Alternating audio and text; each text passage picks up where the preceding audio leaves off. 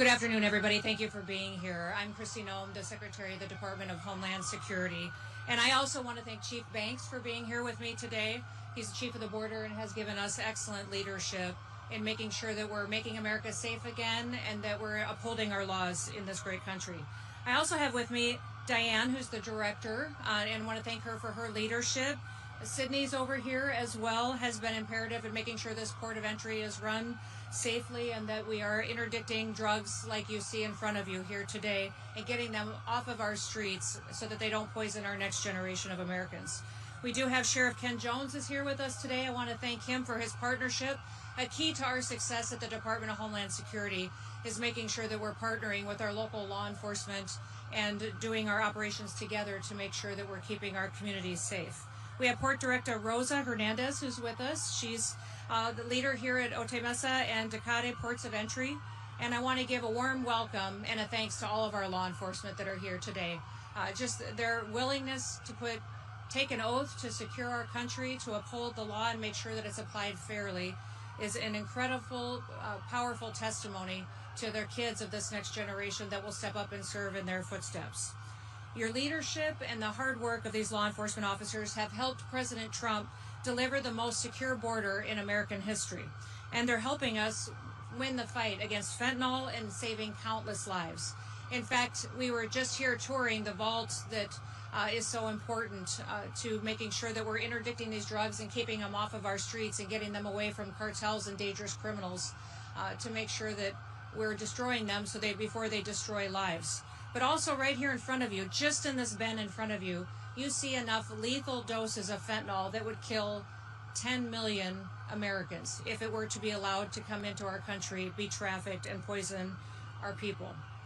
For 4 dark years under Joe Biden, we saw violent criminals, murderers, gang members, terrorists, rapists, pedophiles, and human smugglers invade this country. Drug traffickers brought dangerous narcotics into our country and poisoned our people and tore our communities apart. But the American people put President Trump back into office. They removed criminal, illegal aliens from our communities. They've stopped the cartels, and they've stopped the flow of these dangerous drugs. And what the men and women of the Department of Homeland Security have done is a testimony to President Trump's leadership and to these law enforcement officers' dedication. For 9 straight months, U.S. Border Patrol has released 0 illegal aliens into the United States. With fewer people that cross illegally, we make sure that our southern border apprehensions were much lower than during the Biden administration. In fact, 93% lower than during that administration. President Trump has cut off the flow of trafficking down at the southern border, and just of fentanyl, we've seen a decrease of 56% drop in fentanyl coming into this country. The vault that we've toured today holds 188,218 pounds of seized illicit drugs.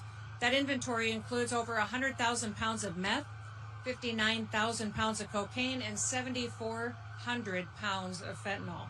In other words, that vault holds more than 1.7 billion lethal doses of narcotics, of fentanyl and cocaine. All of these narcotics were interdicted by U.S. Customs and Border Protection in the San Diego area. That's 1.7 billion lives that are saved because of the work that they do.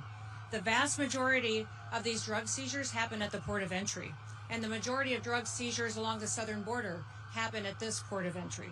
Those drug seizures are incredible to what they do to save American lives. Now, the men and women here at Otay Mesa are heroes who work around the clock to make sure that they're keeping Americans safe. Fentanyl has killed countless Americans who still should be here with us today. In fact, I've met with many parents who've lost children to fentanyl poisoning. Americans like Greg Swan, who the first time I met him told me about his son, Drew, who died from fentanyl poisoning at the age of 24 in 2013. In fact, Greg is one of the co-founders of Fentanyl fathers who've lost their children because of that dangerous drug that was running everywhere and running rampant throughout our country. Also, I met Rebecca Kisling, who lost both of her sons. She lost her 20-year-old son, Caleb, and 18-year-old Kyler to fentanyl poisoning on the same day in 2020. There's far too many stories of that happening. In fact, 1 in 3 Americans know someone that has died from fentanyl poisoning. That shouldn't happen in the greatest country on earth. And President Trump gets up every single day to make sure that it doesn't happen. Thanks to him and to the men and women of CBP, we're winning the fight against fentanyl. Now, President Trump has called the cartels the ISIS of the Western Hemisphere, and he's right. The cartels traffic, they torture, they behead human beings, and they enrich themselves and profit off of American deaths. And that's why President Trump took action and designated them as foreign terrorist organizations on day one. Today, the men and women of the Department of Homeland Security are on the front lines of the fight against the cartels and the drugs poisoning our country. And we are winning. And while we stop threats from coming into our country, we can't forget about the ones that are already in our borders. Right now, in prisons and jails across California, ICE has lodged detainers on over 33,000 criminal illegal aliens. Instead of honoring these detainers against criminals who trafficked drugs and committed crimes across the American people, Governor Newsom and California's sanctuary policies have released over 4,500 criminal illegal aliens back onto the streets to create more victims that will harm more Americans. We need him to work with us and these local law enforcement and community leaders and elected officials here in California to protect Americans, to make sure that we're interdicting more of these drugs before they poison more Americans. And we need them to work with us to help make sure that we're keeping our law enforcement safe. Our ICE officers and CBP officers are facing a 1,300% increase in assaults against them, a 3,200% increase in vehicular attacks against them, and an 8,000% increase in death threats against them. On January 23rd, an illegal alien here at the San Diego Sector Border Patrol attacked a law enforcement officer, hit him in the head with a rock, left him lacerated, bruised, and bleeding. He was hospitalized, but his assailant did escape. That attack was the 7th recorded assault on a Border Patrol agent in San Diego since October. Law enforcement officers take an oath. They pledge to protect citizens, and they work hard to uphold to the truths that our founders created this country on. In the Declaration of Independence, our founders pledged their lives, their fortune, and their sacred honor to keep people safe, so that fellow Americans and our children could live in freedom, that they could live in safety. And that's the same pledge that our law enforcement officers take each and every day. They deserve our gratitude. They deserve our thanks, because their job never ends, and they keep working every single day to make sure that Americans are safe, that they're protected from criminals that would not just traffic them and their children, but also traffic these drugs in to kill our next generation. I want to thank you all for being here, and I have all the confidence in the world of the law enforcement standing here today to continue to do their work, to protect Americans. And with that, I want to introduce Chief Banks to come up and share a few words with you as well. Chief? Thank you, Madam Secretary. As the Secretary said, my name is Michael Banks, and I'm the Chief of the United States Border Patrol. I want to highlight something that the Secretary just shared with you. Enough fentanyl in front of me to kill 19 million Americans. That's in one location across the entire southwest border. As you go across the southwest border, you continue to see these type of seizures. And I'll talk about why we're seeing these type of seizures. Under the Biden administration, every Border Patrol agent was forced off the line, left the border wide open, and we're doing mass processing of illegal immigrants into the cities and into this country. When President Trump came back to the port of entries, where they can do more inspections, they can look for more narcotics, they can operate the equipment and technology that this administration has given them, and that's why you're seeing this massive increase. What you should be concerned about is how much narcotics got through in 4 years when we had little to no OFO officers down here able to do their job because they were forced to come out and process millions of illegal aliens and release them into the country alongside the Border Patrol. I'm going to pass it off to Diane Sabatino, the Executive Commissioner of Customs and Border Protection. Thank you.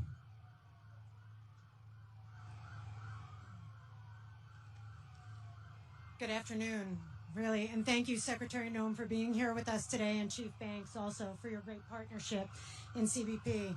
We're really grateful for the opportunity to highlight the work of our frontline personnel, the work that interdicting these narcotics every day to secure our borders and protect our communities. What you just heard from Secretary Noem reflects our mission to secure the border at ports of entry, Frontline personnel applying their training, the intelligence, and technology to keep dangerous narcotics out of our communities. It's demanding work. The men and women who carry out this mission do so with professionalism, often under incredibly challenging conditions. It's never boring here in Otay Mesa, and their commitment makes a real difference to the outcomes that you see right in front of you today. And as the Secretary mentioned, our success reflects joint enforcement across CBP and aligns with the administration's priorities. Strong enforcement to ensure border security and support for the people who are the backbone of the mission that we're responsible for. And the Office of Field Operations continues to work on key initiatives, including obtaining advanced information for shipments and travelers, modernizing processing systems, and investing in technology that allows us to operate effectively.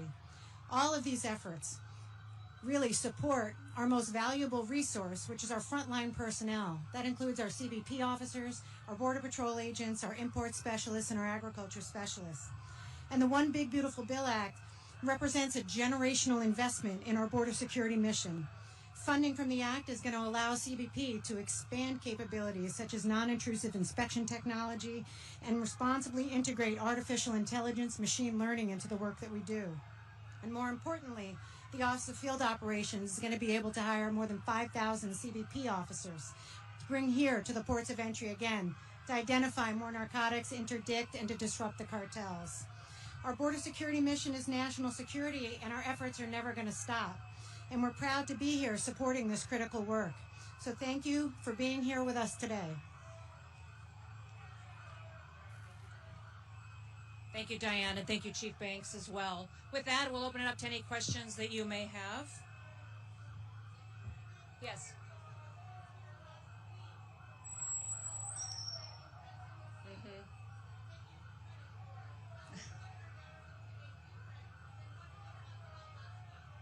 Well, what I would say is that we are extremely grateful for the partnership that we have with local law enforcement partners like the sheriff over here. He has been a fantastic partner with us in getting these drugs interdicted before they get onto our streets and kill Americans, and not just Californians. They would be trafficked all over the country. What I would say is I hope that Governor Newsom will partner with us more, that he would work with us to honor our detainers. You heard me earlier in my statement say that there's 33,000 people that are in California jails that have committed crimes against the American people. Before they are released back out onto our streets, give them to us so that if they're criminal, illegal aliens, we can return them back to their home countries so that there aren't any more victims in this country. We shouldn't be letting people stay in this country to commit more crimes when they haven't come here the right way. So many Americans fought to come here from other countries the right way and become citizens and believe in the freedoms and the liberties we stand for. I would invite Governor Newsom to partner with us to make sure that those criminals are removed and that we continue to keep our streets safe. Well, they're obviously expressing their First Amendment rights, and we welcome that. As long as they do so peacefully, I think it's a wonderful thing. Yes.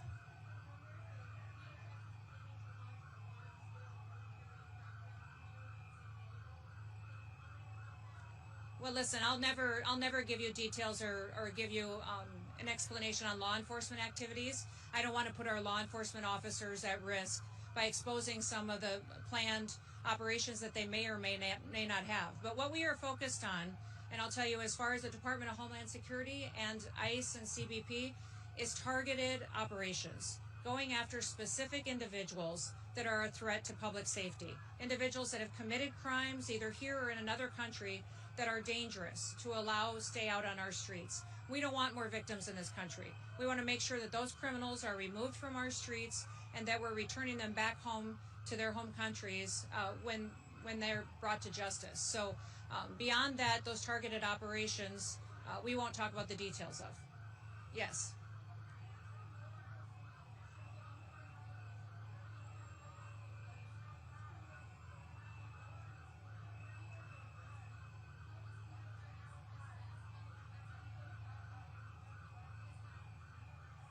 Are you talking about the economic impact?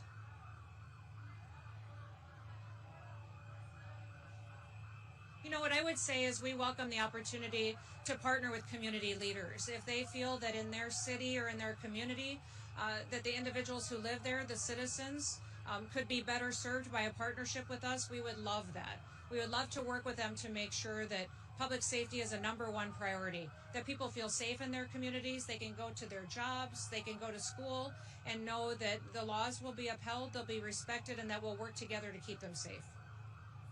Yes. Yeah.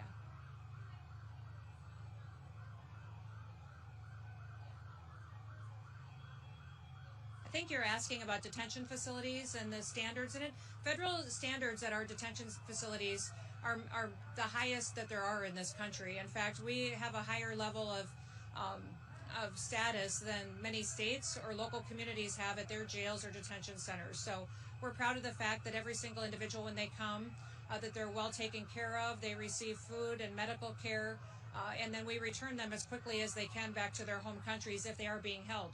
The one thing I would point out is that every single individual that's in that detention facility is given the opportunity to go home to their home country.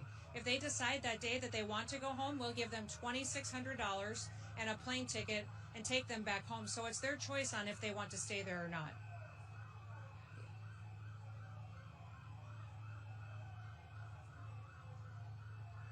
Are you talking about our funding bill? We're concerned about the Department of Homeland Security not being funded. In fact, I think it's the wrong message to send to the world at this point in time. When you think about it, every other portion of the federal government has been funded except Homeland Security. That's telling the rest of the world the Democrat Party doesn't think that protecting America is safe.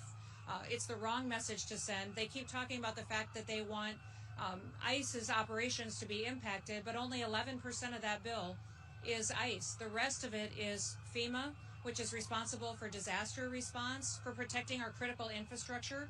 If we had some kind of an attack or a terrible disaster that hit our country, FEMA is the agency that's responsible for running our government, for stabilizing our country. And the Democrat Party is choosing not to fund FEMA and put us in jeopardy in that situation. The other things that wouldn't be funded is TSA. The security at all of our airports is in jeopardy because they've refused to fund the Department of Homeland Security. The TSA, those officers that show up and check your bags, they screen individuals on if they're safe to get on airplanes or not, they won't be paid. After Friday, they won't be paid and won't receive their paychecks. And I hear people talk about the fact, well, they're exempt employees, they're expected to still show up. How long would you continue to show up for a job that you're not being paid for? In fact, these TSA employees just went through a 43-day shutdown where they weren't paid. How often do you expect these good patriots to keep showing up and to do their job knowing that their salaries won't be taken care of and their families' bills won't be taken care of? We fund the Secret Service. The Secret Service has responsibility to protect the most powerful people in the world. We also fund the Coast Guard. When you talk about the Coast Guard right now is keeping rivers open on the East Coast so that critical food and energy sources can get to our largest cities. The Coast Guard is out there breaking ice on the Hudson River, the New York Harbor, the East River, and keeping that the rivers open so that we can get fuel and propane and fuel and food to New York and to Boston and to cities that rely on that. What you're saying by not funding the Coast Guard is that the Democrat Party doesn't think it's important that people eat or that they stay warm or that our national security is protected. So this is a dangerous situation that we're in, that the Democrat Party has chosen to shut down the department that was created after 9/11. This department was created recognizing that we are vulnerable to terrorist attacks and that American Homeland needs to be funded and focused on keeping us safe within our own borders. We have all responsibility for cyber operations and funding and going after terrorists who would attack our critical infrastructure, our electrical grid, our water systems, that would come in and hack into our intelligence agencies and our national security operations. The Department of Homeland Security has the agency that's responsible for stopping those threats and going after those bad actors. The Democrat Party is choosing not to fund them and making us very vulnerable to those terrorists being successful here in our homeland. I hope that they will come to their senses, recognize that the American people need to come first, and have a policy discussion that we should be having on a policy bill in regards to any reforms that they want to see. Last question.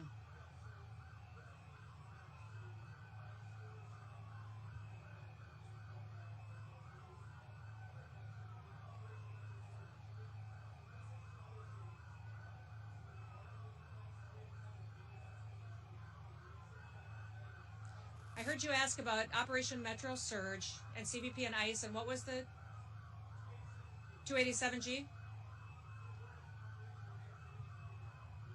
No, we're still working on 287G agreements that would happen with local law enforcement, sheriff, city police. We would love to have that kind of an agreement with the Minneapolis Police Department or with sheriffs in Minnesota.